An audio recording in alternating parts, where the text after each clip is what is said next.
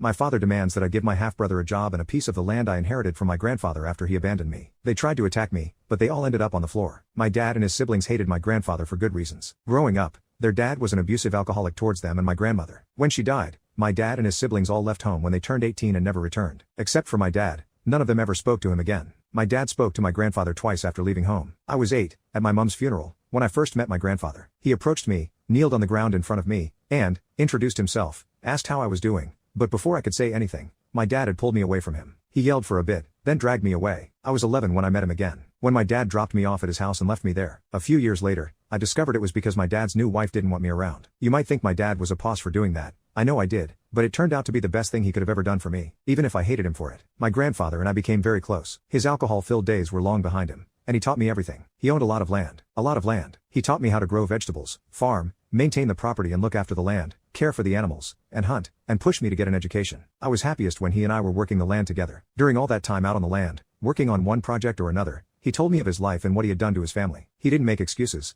didn't try to reason away his behavior. He told me of all the hurt and pain he caused. When I asked why he didn't try reconciling with his children, he said they can't forget what he put them through. He understood that and accepted it. I was 26 when he died. I called my dad to let him know. I had to tell him who I was. He didn't stay on the line long, told me to take care of the funeral, then hung up. Knowing what I knew of his childhood, I didn't blame him, but he didn't even ask how I was. The resentment I already had for him grew. After the funeral, a young woman introduced herself to me at the wake. She was my cousin. I knew my dad had siblings, but that's all I knew. I had never met them, didn't know anything about them, so I didn't call any of them to let them know about my grandfather. I asked how she knew, and she told me my dad had called her mom. She spent a few days in town after the funeral, and we kept in touch after. We became, and still are, really close. A couple of years later, when she said she was moving into town, I gave her an acre of land. She, her husband, and their kids still live there today. My grandfather left me everything. None of my dad and his siblings contested the will. My cousin told me her mom didn't want anything, not 1 cent, from her father. I guess the rest of them felt that way because neither I nor my lawyer ever heard anything from them. Until last week, my dad called me. His son needs a new start. Apparently he wants to move my way to help with my businesses. I have a few small businesses I run off my property. A working farm where people can stay for a few days to experience farm life. I have a few money-making ventures. Now my half-brother, whom I'd met just one time before I was shipped off to my grandfather, all of a sudden wants to help me. I have all the help I need. I don't need his. I told my dad I would think about it. He's been sending me texts every day, several times a day, asking me about the property and the businesses, suggesting roles his son could fill, telling me that the family looks out for each other and sticks together, telling me my grandfather owes him, telling me what land I should give his son to set him up, and what land would be best for him and his wife when they visit. Whenever I see dad pop up on my screen,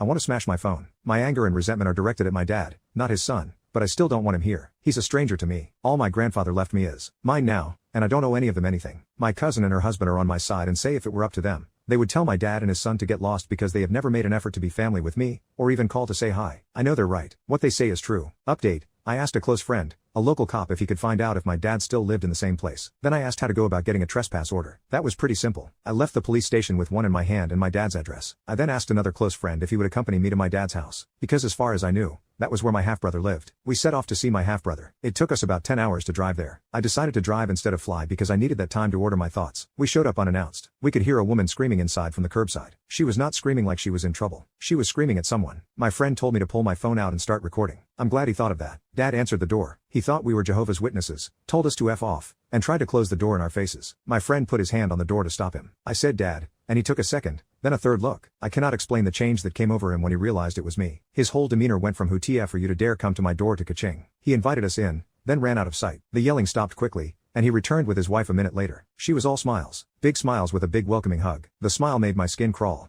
and the hug made me wish for plenty of soap and hot water. They told us to sit and asked if we wanted anything. Coffee, Pepsi, juice. I wanted water because my mouth and throat were suddenly dry, but we declined their offer of refreshments. We sat for a few minutes, making small talk, and then I asked where my brother was. Dad's wife turned her head and ordered someone standing out of sight to call your brother. I wasn't prepared for more than one brother, and I was not prepared for a sister. My friend could see I was struggling, so he asked questions about my half-brother. What does he do? Does he live close by? Oh, he lives at home? What work experience does he have? Has he worked with beef cows? Dairy cows? Are there any farm animals? Does he have any farm experience at all? What kind of work experience does he have? You see, there was a reason I asked this particular friend to accompany me and a reason he was asking those questions. Less than a half hour later, 2 guys walk in. They were obviously brothers. I did not get good vibes from them at all. The younger one walked around the corner, and we could hear him telling the sister that he was hungry and to make him something to eat, a sandwich for sake. The older one came in and sat next to his mother. He lounged in his seat like it was a throne and he was the king. Judging by the look on his mother's face, he was raised to believe that. He looked at my friend, dismissed him, then at me and smirked. He said, "So you're the beach that's going to set me up." He stated that like it was already a done deal. I said, "Not me." I looked at my friend,